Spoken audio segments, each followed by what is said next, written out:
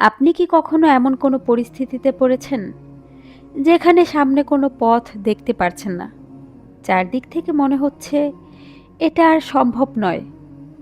আপনি চেষ্টা করেছেন, দোয়া করেছেন, অপেক্ষা করেছেন, কিন্তু পরিস্থিতি যেন আরো কঠিন হয়ে যাচ্ছে। ঠিক তখনই প্রয়োজন তাওয়াক্কুল, আল্লাহর উপর পূর্ণ আস্থা। তাওয়াক্কুল মানে হাত পা গুটিয়ে বসে থাকা নয়, বরং নিজের সাধ্য অনুযায়ী সর্বোচ্চ চেষ্টা করা, দোয়া করা, সঠিক পথে এগিয়ে যাওয়া, তারপর ফলাফলটা আল্লাহর হাতে ছেড়ে দেওয়া। কারণ আপনি শুধু বর্তমানটা দেখেন, আর আল্লাহ দেখেন পুরো পরিণতি। আপনার কাছে যেই দরজাটি চিরতরে বন্ধ মনে হচ্ছে, আল্লাহ চাইলে সেই দরজার পরিবর্তে এমন একটি দরজা খুলে দিতে পারেন যেটার অস্তিত্ব সম্পর্কে আপনি কখনো ভাবেননি। পবিত্র কুরআনে আল্লাহ তাআলা বলেন, আর যে ব্যক্তি আল্লাহর উপর তাওয়াক্কুল করে তিনি তার জন্য যথেষ্ট। সূরা আত-তালাক। কি অসাধারণ নিশ্চয়তা! আপনি একা নন। আপনার রব আপনার অবস্থা জানেন, আপনার অশ্রু দেখেন, আপনার দোয়া শোনেন, আপনার অন্তরের কথাও জানেন। হয়তো আজ আপনি ভাবছেন, আমার এই সমস্যার সমাধান কিভাবে হবে? কিন্তু আল্লাহর কাছে কিভাবে কোনো সমস্যা নয়। আপনার কাছে যেখানে মাত্র একটি সম্ভাবনা আছে, আল্লাহর কাছে সেখানে অসংখ্য পথ রয়েছে। আপনি ভাবছেন সব শেষ, আল্লাহ হয়তো বলছেন এখান থেকেই তো নতুন শুরু। আপনি ভাবছেন আমি যা চেয়েছিলাম তা পেলাম না, অথচ আল্লাহ হয়তো আপনার জন্য এমন কিছু প্রস্তুত করছেন যা আপনার চাওয়ার চেয়েও কল্যাণকর।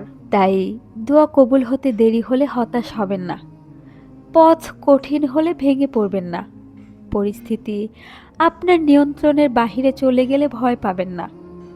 আপনার দায়িত্ব চেষ্টা করা, আপনার দায়িত্ব দোয়া করা, আপনার দায়িত্ব হালাল পথে অটল থাকা, আর ফলাফলের দায়িত্ব আপনার রবের। মনে রাখবেন, যে হৃদয় সত্যিকার অর্থে আল্লাহর উপর ভরসা করতে শেখে, সে পরিস্থিতির উপর নয়, পরিস্থিতির মালিকের উপর নির্ভর করে। আর তখন অসম্ভব মনে হওয়া বিষয়টিও আল্লাহর হুকুমে এমনভাবে সহজ হয়ে যেতে পারে যে মুহূর্তে আপনি শুধু একটি কথাই বলতে বাধ্য হবেন, সুবহানাল্লাহ! আমি তো ভাবতেই পারিনি আল্লাহ এভাবে আমার জন্য ব্যবস্থা করবেন। তাই আজ আপনার সামনে যদি কোনো অসম্ভব পরিস্থিতি থাকে, তাহলে হাল ছেড়ে দেবেন না। চেষ্টা করুন, দোয়া করুন, তাওয়াক্কুল করুন। কারণ আপনি জানেন না কিভাবে হবে, কিন্তু আপনার রব জানেন কিভাবে করাতে হয়। আর তাওয়াক্কুলের সৌন্দর্য হলো, আপনি যেই দরজাটি বন্ধ দেখছেন, আল্লাহ হয়তো সেখানেই এমন একটি পথ তৈরি করছেন যা আপনার কল্পনারও বাহিরে। আপনি পরিকল্পনা করেন, আল্লাহ পরিণতি নির্ধারণ করেন। আপনি চেষ্টা করেন, আল্লাহ তাতে বরকত দেন। আপনি অসহায় হন, আল্লাহ যথেষ্ট হয়ে যান।